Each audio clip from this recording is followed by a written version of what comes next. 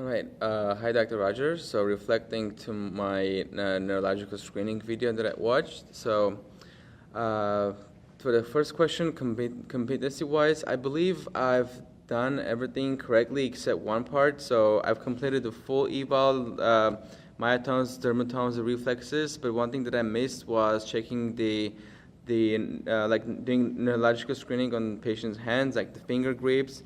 And it's been a problem with me. Like usually, I always forget that, so I have to make a habit that also focusing on the patient's hands, like C7 and C8. So I'll make sure next time I focus on that part of the body too when I do neuro screening. And I believe that's the only thing that I missed during my neurological screening. I did find the problem correctly. The patient had a problem with his C4 and L1 nerve roots, L1 and L2 nerve roots. And so I did the correct thing to find out that the patient has a problem. Communication-wise, I believe I was very clear with my instructions, what I'm going to do and how I'm going to do.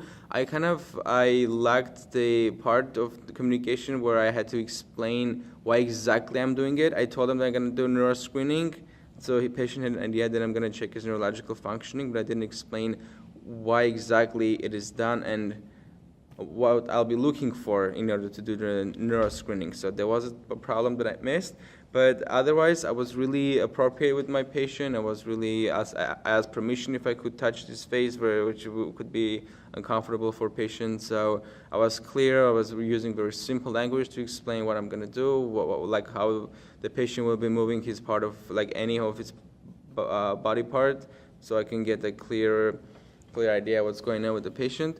So communication-wise, certain things was missing, but I was clear communication-wise. But one thing for the next time I have to make sure is that I clearly explain why I'm exactly doing neuro screening, so the patient will have an idea what's going on. So during my eval, I was very confident. I believe I wasn't really nervous. The only time I got really anxious when I couldn't find my reflex hammer, which could happen in a real practice. You're doing an examination, you're missing a tool.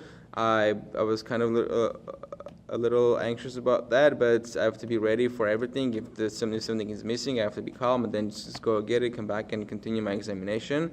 So it also would be a good lesson for me by watching my video, because you don't want your patient to see you being anxious at any point during the examination. So that's one thing that I have to improve, but generally I would say that I was very confident during my examination.